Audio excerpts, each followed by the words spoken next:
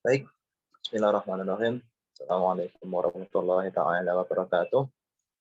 Pada video berikut ini, saya akan menjelaskan terkait anggaran belanja mingguan. Baik, langsung saja kita buka filenya.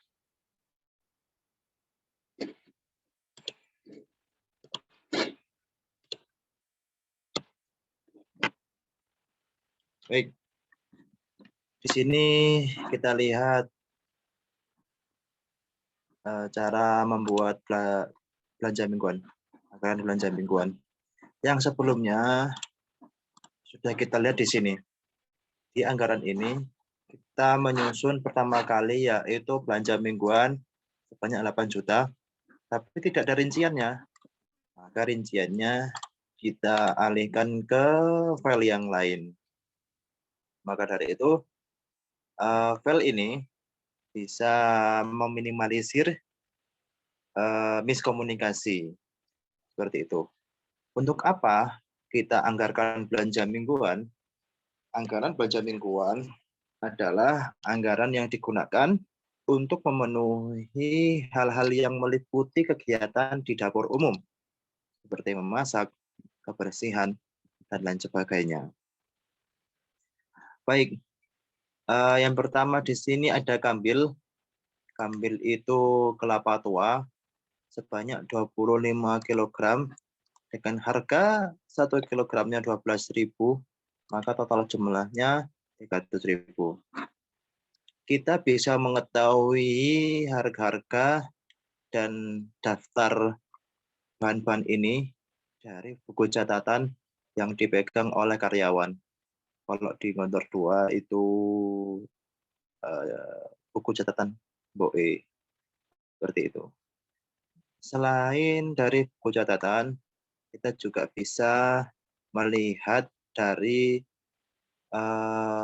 nota belanja, seperti susu, kacang hijau, garam, gula merah, gula putih, dan juga minyak goreng. Ini selain dari BOE, kita lihat dari nota belanja.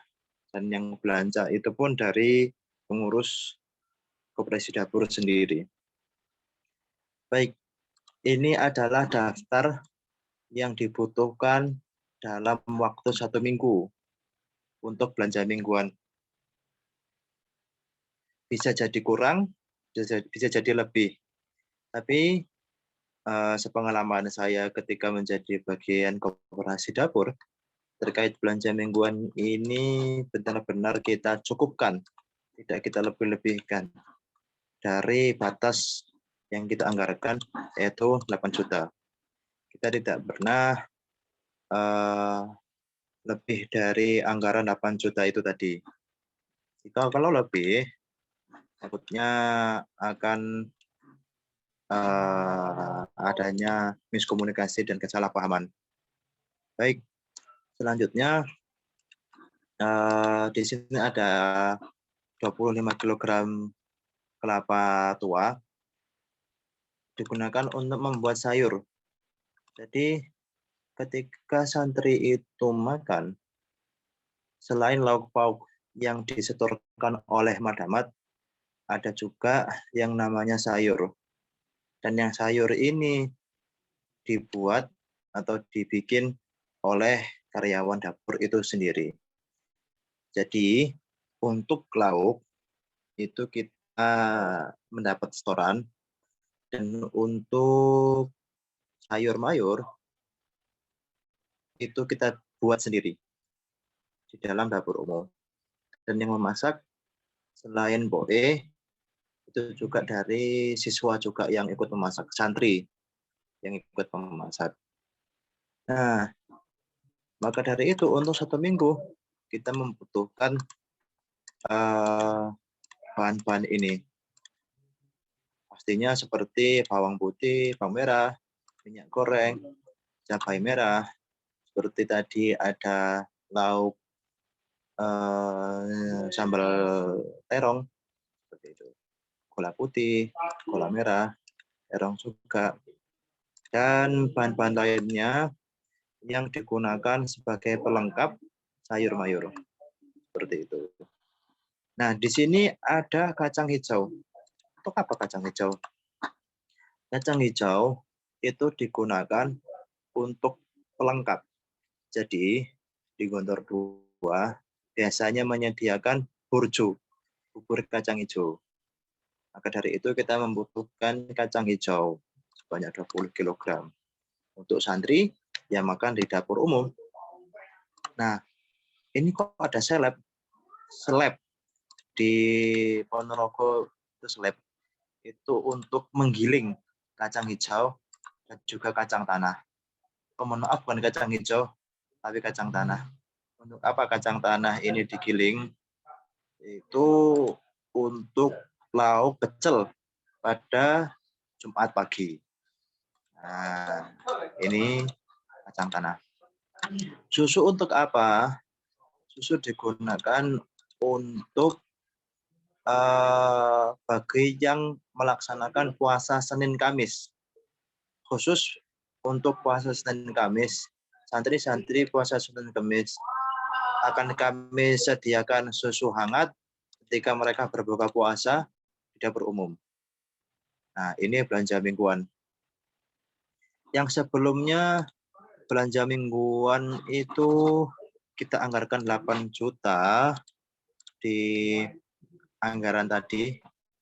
Tapi di sini total hanya 5.529.000. Nah, maka dari itu anggaran sebelumnya akan mengalami sisa. Seperti itu. Langsung saja akan saya jelaskan terkait anggaran Mbak Dia.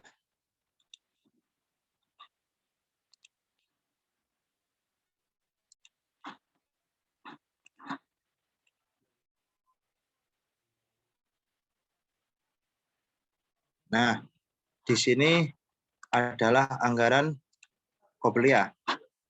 Anggaran Qobliyah selalu ditandai dengan warna biru, sedangkan Ba'diyah berwarna kuning. Agar laporan bisa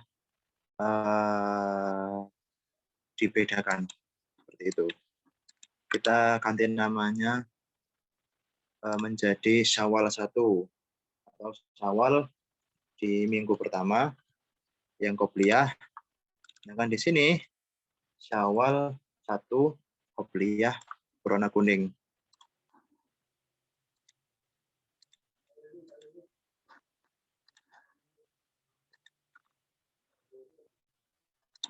Baik. Tadi telah diketahui jumlahnya. Di belanja mingguan, ternyata setelah kita jalankan 1 minggu kegiatan di dapur, itu belanja mingguan hanya menghabiskan uang sebanyak Rp5.529.000. Akan tetapi, terkait setoran Madamat, itu semuanya menyetorkan. Jadi, begitupun hari Kamis malam, Koperasi Dapur membeli ayam goreng untuk lauk spesial bagi para santri. Maka anggaran Qobliyah dan Ba'diyahnya sama. Yang belanja mingguan berbeda karena kebutuhan dapur umum dalam 1 minggu ternyata di dalam belanja mingguan hanya 5.529.000. Kemudian ini untuk Madama tetap di lain-lain. Nah, beras tetap 860.000, LPG juga tetap sebanyak 5 tabung. Sebelumnya di sini juga 5 tabung. Yang semangka juga 50 kg. Di sini juga. Yang berbeda hanya di akomodasi. Ternyata bensin untuk kendaraan beli atau belanja keperluan dapur itu hanya butuh 3 liter karena sebelumnya sudah diisi bensin. Jadi yang sebelumnya 5 liter di sini hanya butuh 3 liter. Nah, maka di sini terdapat perbedaan. Sebelumnya 60.000, ternyata hanya habis 36.000. Hasilnya sekian. Maka totalan anggaran untuk 1 minggu, Koperasi Dapur menghabiskan 18.608.000. Nah, seperti itu.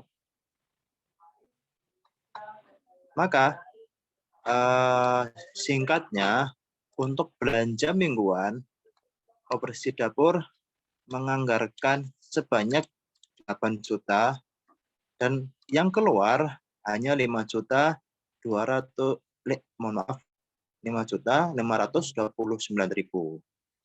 Kemudian untuk setoran Madamat sama, jadi anggarannya pas, dianggarkan 10.233.000 dan dipakai 10.233.000, maka tidak ada sisa. Dan untuk anggaran lain-lain, kita anggarkan 2.870.000 dan yang keluar 2.846.000. Sisa hanya 24.000. Maka total keseluruhan uang masuk yaitu 21.103.000. Sedangkan setelah 1 minggu Koperasi Dapur berjalan, kebutuhannya hanya sebanyak 18.608.000 rupiah. Maka sisanya sebanyak 2.495.000 rupiah. Seperti itu.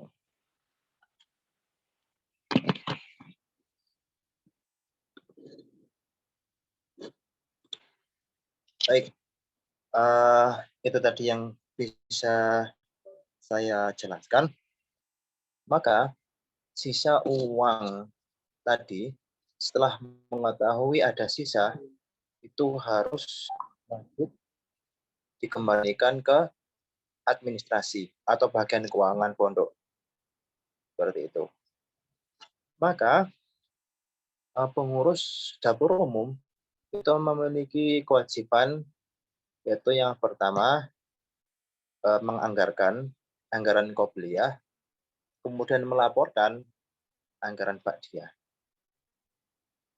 Pengalaman saya dulu di nomor 2, anggaran qobliyah baru akan ditandatangani ketika anggaran ba'diyah itu selesai. Yaitu laporannya selesai, tidak ada masalah, nota pembayaran lengkap, dan uang sisa dikembalikan. Seperti itu. Maka disinilah bentuk kita menjaga kepercayaan, apalagi ini terkait keuangan. Baik, mungkin itu saja yang bisa saya sampaikan. Kurang lebihnya saya mohon maaf. Syukron. Assalamualaikum warahmatullahi taala wabarakatuh.